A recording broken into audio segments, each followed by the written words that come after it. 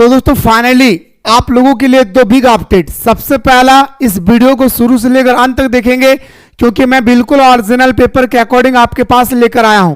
दूसरा अपडेट है कि आप में से कोई भी स्टूडेंट्स अभी तक हमारा ऑनलाइन टेस्ट सीरीज को अभी तक अगर ज्वाइन नहीं किए हैं तो मेरे भाई फटाफट जाकर के आप ऑनलाइन टेस्ट सीरीज को ज्वाइन कर लेंगे। फी भी बहुत कम है, आपको सारा सब्जेक्ट यहाँ पे मिल जाएगी। 114 रुपया में आपको सारा सब्जेक्ट का ऑनलाइन टेस्ट सीरीज मिल जाएगी, चाहे वो चैप्टर वाइज हो, मॉडल पेपर हो या पीवाईक्यू हो। मेरे दोस्तों आप तैयारी कर रहे हैं लेकिन आपके अंदर में अभी भी डर लगा हुआ है, तो ये डर पूरी तरह से खत्म कर देगी आपका टेस्ट सीरीज। इसलिए टेस्ट लगाइए और आपकी कितनी तैयारी हो चुकी है इस टेस्ट सीरीज के माध्यम से आप अपने आप को जजमेंट कर सकते हैं। ठीक है, तो आइए मैं आपको बताना चाहूंगा कि आज जो मैं आपके सामने सेट लेकर आया हूं ये बिल्कुल ओरिजिनल पेपर के अकॉर्डिंग है। साथ ही साथ आज मैं आपको लास्ट में आपके सामने वन लाइनर क्वेश्चन भी बताने वाला हूं। याद रखिएगा मेरे भाई, वेरी शॉर्ट क्वेश्चन भी आप लोगों को बताने वाला हूं। ठीक है ना, तो सबसे पहले हम लोग ऑब्जेक्टिव की ओर मूव करते हैं, फिर मैं आप लोगों को दोस्तों वेरी शॉर्ट क्वेश्चन बताने की कोशिश करूंगा।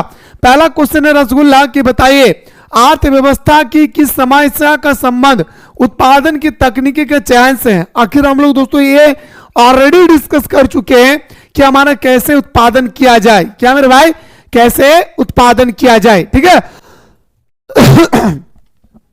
ठीक है, आगे देखिए मेरे भाई, आगे क्या कहा गया है। अगला क्वेश्चन नंबर 2 है आपके सामने कि कुल उपयोगिता अधिकतम होती है जब सीमांत उपयोगिता का मान होता है।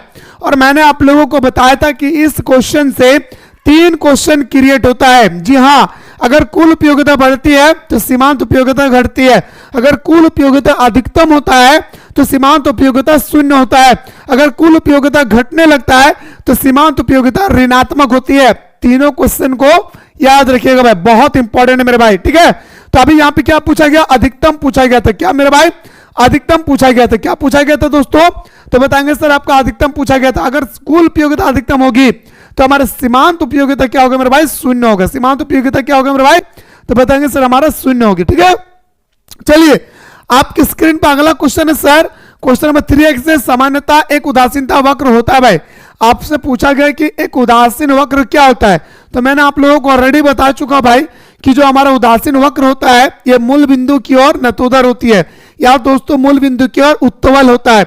यानी हम इस प्रकार बोल सकते हैं सर, ऑप्शन नंबर क्या हो जाएगी, ऑप्शन नंबर सी आपका राइट आंसर होगा। क्या होगा मेरे भाई, ऑप्शन नंबर सी हमारा राइट आंसर होगा। और डिस्क्रिप्शन बॉक्स में एक व्हाट्सएप ग्रुप का लिंक दिया गया है, इस व्हाट्सएप ग्रुप को आप लोग यानी हाँ ज्वाइन कर लेंगे, क्योंकि मेरे दोस्तों कोई भी अपडेट आती है बोर्ड के माध्यम से तो सबसे पहले उसी व्हाट्सएप ग्रुप में आप लोगों को बताया जाता है, तो आप लोग व्हाट्सएप ग्रुप को यानी हाँ ज्वाइन कर लेंगे। ठीक है, चलिए अगला क्वेश्चन है सर कि सामान्यता एक मांग वक्र की ढाल होती है। मांग वक्र की ढाल या बजट की ढाल पूछे हमेशा ऋणात्मक होता है।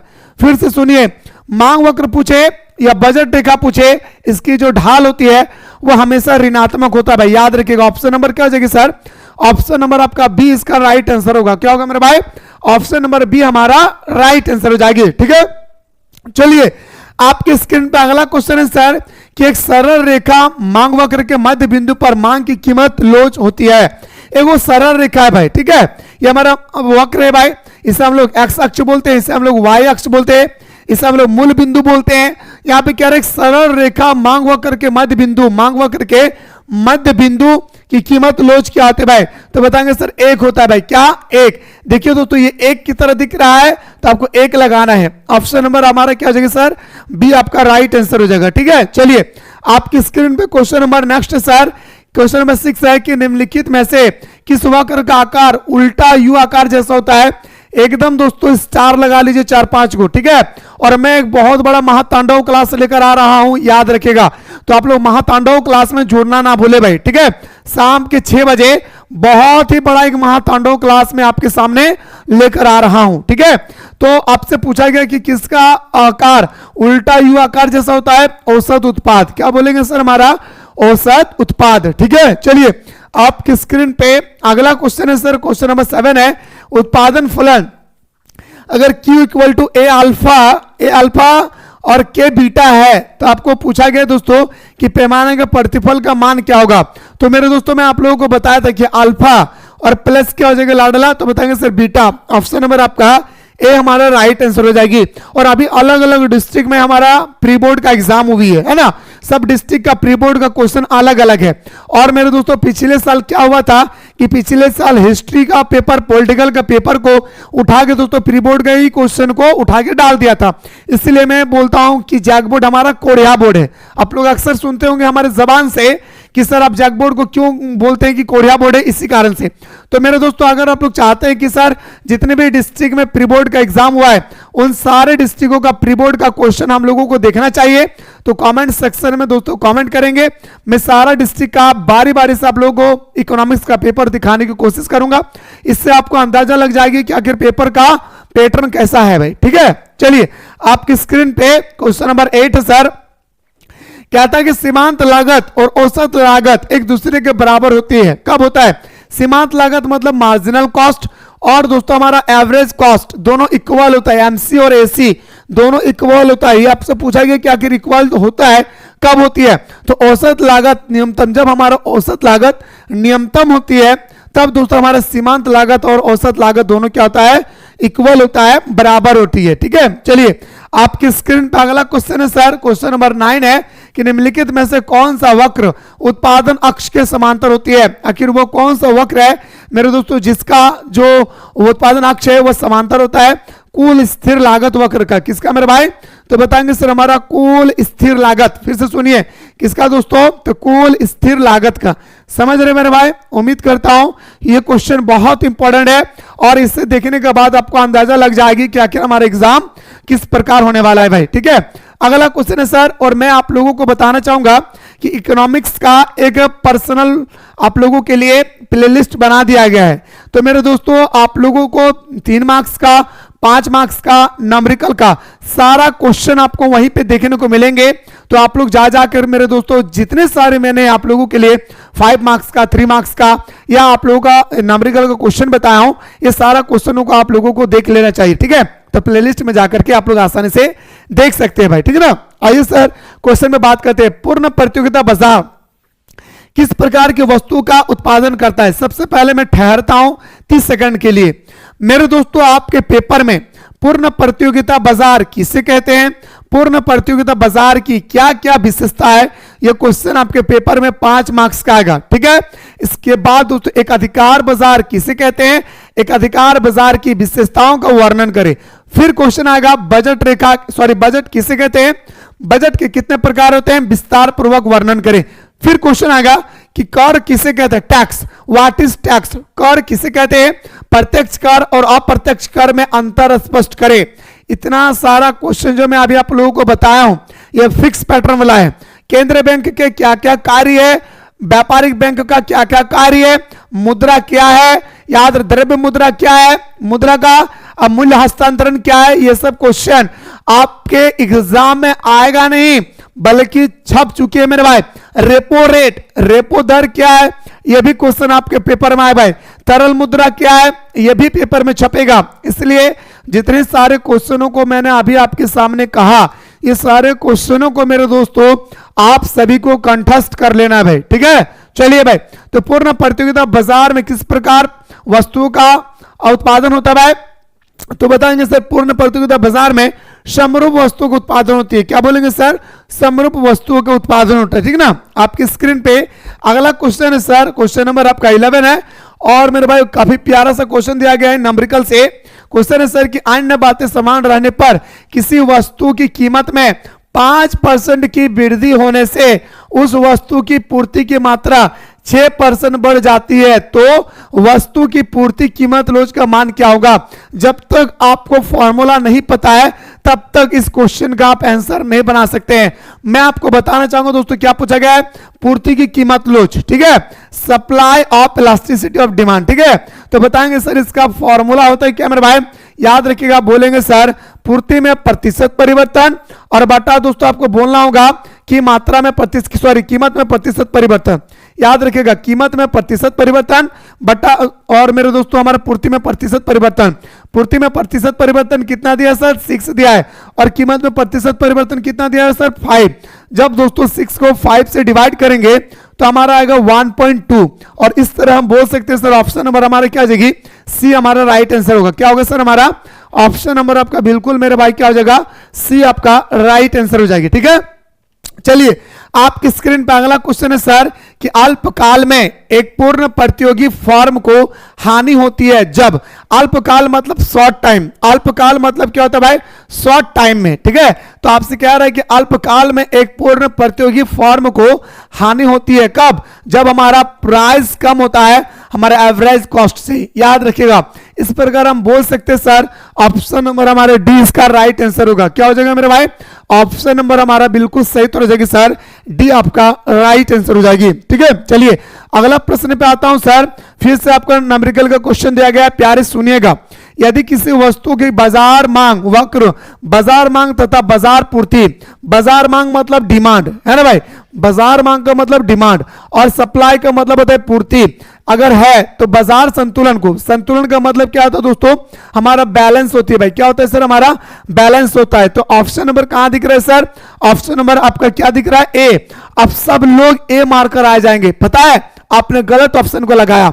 मेरे दोस्त प्यारा सा क्वेश्चन है, समझे पहले मैं आपको इस क्वेश्चन को पूरा विस्तार पूर्वक समझाना चाहूंगा, क्योंकि पिछले कई सालों से लगातार इस क्वेश्चनों को रिपीट कर रहे हैं। क्या पूछा गया सर, यदि किसी वस्तु की बाजार मांग, बाजार मांग पूछा गया यानी हमारा डिमांड, और बाजार पूर्ति, ठीक है, बाजार मांग यानी हमारा याद रखिएगा डिमांड, और बाजार पूर्ति मतलब होता है सप्लाई, दोनों क्या भाई संतुलन है। संतुलन का मतलब क्या होता है, बैलेंस। क्या होती है रसगुल्ला, बैलेंस होता है। यस योनो दादा, आशा करियो रे भाई हमर बहिन कि तोहनी हमर बतवा बुझल पारली, और डिस्क्रिप्शन बॉक्स में तोहनी के खातिर एक व्हाट्सएप ग्रुप बनाए गेलो बाबू, व्हाट्सएप ग्रुप के तोहनी एकदम जरूर ज्वाइन कर लिया दादा, याद रखिए बाबू, ठीक है। तो क्या मेरे भाई इक्वल है, तो पहला ही ऑप्शन आपको दिख रहा है, बिल्कुल आपका आंसर सही है।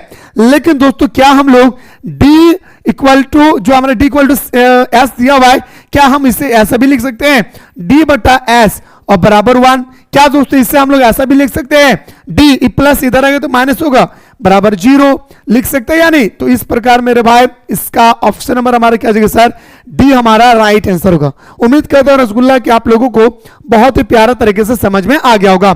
आपकी स्क्रीन पर अगला क्वेश्चन है सर कि पूर्ति अधिक की स्थिति में किसी वस्तु की कीमत में होने वाली प्रवृत्ति क्या होती है? पूर्ति अधिक होती है भाई, पूर्ति क्या हो रही है मेरे भाई, अधिक हो रहा है, ठीक है। पूर्ति अधिक अगर होगी ना तो कीमत क्या होगी दोस्तों, हमारा कम हो जाएगी। याद रखिएगा बाजार में जब बहुत सारा सामान आने लगता है, जैसे दोस्तों बाजार में 10 किलो आलू की जरूरत है, 50 किलो आलू आ गया भाई, तो आलू की प्राइस पता है घट जाएगी। नहीं तो आलू उनको अगर नहीं घटाना पड़ेगा प्राइस, तो दोस्तों प्राइस हमारा नहीं घटाएगी तो सामान सड़ जाएगा। तो लोग चाहते हैं कि भाई सामान सड़ने से बेहतर है कि सामान को जल्दी से सेल करो। तो इस बात को याद रखिएगा, कॉमन सेंस वाला क्वेश्चन है कि पूर्ति अधिक की स्थिति में किसी वस्तु की कीमत में कमी होने की प्रवृत्ति होती है, यानी सर हमारा ऑप्शन नंबर क्या हो जाएगा सर, बी हमारा राइट आंसर होगा। क्या हो जाएगा सर, हमारा ऑप्शन नंबर बी हमारा राइट आंसर हो जाएगी। आपकी स्क्रीन पे अगला क्वेश्चन है सर, क्वेश्चन नंबर नेक्स्ट है कि फर्म के मुक्त प्रवेश तथा निकास की स्थिति में बाजार कीमत के सदैव के बराबर होते हैं। मतलब आओ सनम जाओ सनम, इसका मतलब क्या होता है दोस्तों, आओ सनम जाओ सनम का मतलब खुलकर आप आराम से व्यापार कर सकते हैं, आराम से सामान खरीद सकते हैं। तो उस स्थिति में हमारे न्यूनतम औसत लागत होती है। क्या बोलेंगे सर, हमारा न्यूनतम औसत लागत होती है, ठीक है। चलिए दादा आपकी स्क्रीन पे अगला क्वेश्चन है सर, क्वेश्चन नंबर 6 है, सॉरी 16 है। उच्चतम निर्धारित कीमत बाजार में डैश की स्थिति उत्पन्न होती है। उच्चतम, ये क्वेश्चन मैं अपने आंखों से पहली बार देख रहा हूं भाई, जी हाँ। तो मेरे भाई मांग अधिक क्यों होगा, क्या होगा सर, हमारा मांग अधिक क्यों होगा। आपकी स्क्रीन पे अगला सर एक अधिकार पूछा गया, आंख बंद करके ए लगा दीजिए भाई। एक अधिकार का मतलब क्या होगा भाई, एक अधिकार में फर्मों की संख्या कितना होती है दोस्तों, एक होता है।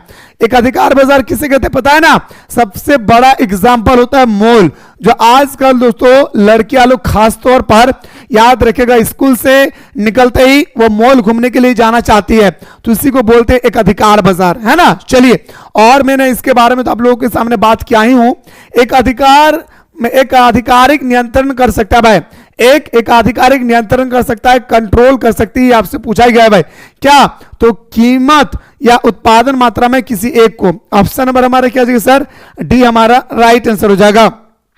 आपके सामने क्वेश्चन नंबर 19 है सर, जिस बाजार संरचना में केवल 2 फर्म होती है उसे कहा जाता है भाई, एक फर्म होगी एक अधिकार बाजार, 2 फर्म होगी 2 अधिकार बाजार, बहुत सारे फर्म होगी पूर्ण प्रतियोगिता बाजार। समझ गए भाई। और तीनों क्वेश्चन बहुत इंपॉर्टेंट है भाई, मैं फिर से कह रहा हूं ये तीनों क्वेश्चन को जितना तारीफ करे उतना कम है भाई, मस्ट इंपॉर्टेंट है दोस्तों ये तीनों क्वेश्चन भाई, ठीक है। चलिए आपकी स्क्रीन पर अगला क्वेश्चन है सर, क्वेश्चन नंबर आपका 20 है कि कार्टेल निर्माण किस प्रकार की बाजार संरचना में संभव है। कार्टेल निर्माण जो होती है दोस्तों वो किस बाजार में संभव है, तो बताएंगे सर द्विआधिकार बाजार में। कहां पे मेरे रसगुल्ला, तो बताएंगे सर हमारा द्विआधिकार बाजार में, ठीक है ना। चलिए आपकी स्क्रीन पे अगला क्वेश्चन है सर कि the general theory of employment interest and money नामक पुस्तक किसने लिखा है, तो क्या बोलेंगे सर हमारा, कंफ्यूजन मत हो जाइए भाई, क्वेश्चन नंबर 21 को देखते ही आप लोग सी लगा देते हैं भाई, लेकिन थोड़ा ठहरिए। यहां पे दिया है J.N. Keynes, J.M. केन्स, मतलब मेरे दोस्तों हम बोल सकते हैं कि यहाँ पे J दिया हुआ है, यहाँ पे M दिया हुआ है, यहाँ पे J दिया हुआ है, यहाँ पे N दिया हुआ है। कंफ्यूजन है मेरे दोस्तों सिर्फ एक डाटा का, अगर इसको थोड़ा घसका देंगे तो काम बन जाएगा। लेकिन मेरे भाई J.M. केन्स होता है, पूरा नाम याद रखिए भाई, J.M. केन्स होता है भाई, याद रखिएगा, J.N. नहीं M होता है, इस बात को याद रखिएगा। आपकी स्क्रीन पे question number next sir 22, GDP और एनडीपी में क्या संबंध है भाई। आप लोगों को ग्रोस डोमेस्टिक प्रोडक्ट के बारे में मैंने बताया था, है ना भाई, नेशनल डोमेस्टिक प्रोडक्ट के बारे में बताया था, सकल घरेलू उत्पाद के बारे में पूरा विस्तार पूर्वक बताया था, और मैंने आप लोगों को कहा था कि यहां से क्वेश्चन आएगा। तो बताएंगे सर जीडीपी और एनडीपी प्लस क्या होता है, मूल्यह्रास। ऑप्शन नंबर क्वेश्चन नंबर 22 का क्या हो जाएगा भाई, ऑप्शन नंबर सी हमारा राइट आंसर होगा। आपकी स्क्रीन पे अगला क्वेश्चन है सर, क्वेश्चन नंबर 23 है कि निम्न में से किस वस्तु के निर्माण में गेहूं एक मध्यवर्ती वस्तु है। गेहूं, अच्छा गेहूं हमारा एक क्या भाई, हमारे गेहूं एक मध्यवर्ती वस्तु का निर्माण करती है। गेहूं से मेरे भाई चापाती बना सकते हैं, गेहूं से हम लोग ब्रेड बना सकते हैं, गेहूं से हम लोग बिस्किट बना सकते हैं। तो इस प्रकार हमें पता चलता है क्या कि ऑप्शन नंबर हमारा क्या जगह दोस्तों, बहुत इंपॉर्टेंट क्वेश्चन है भाई, ऑप्शन नंबर डी हमारा राइट आंसर हो जाएगा। आपकी स्क्रीन पे अगला क्वेश्चन पे आते हैं सर, क्वेश्चन नंबर आपके सामने 24 है कि किसी वर्ष में जीडीपी की गणना में निम्न में से किस मद को शामिल नहीं किया जाता है। जीडीपी में ग्रोस डोमेस्टिक प्रोडक्ट में किस मद को दोस्तों शामिल नहीं किया जाता है, इसे आप लोगों को बताना होगा भाई।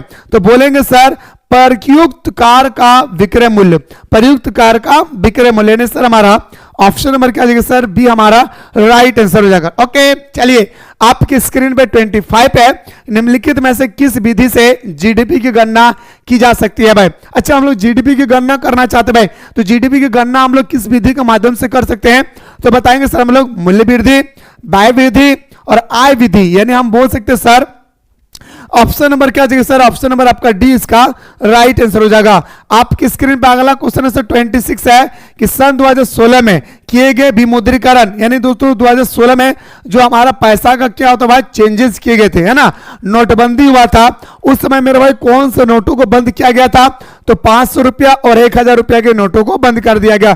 फिर 2 से 3 साल चलने के बाद 2000 का नोट को भी दोस्तों क्या कर दिया गया है, बंद कर दिया गया है, इसे भी आप लोग याद रखिएगा। अगला है सर कि वस्तु विनिमय प्रणाली का एक दोष निम्न में से कौन सी भाई।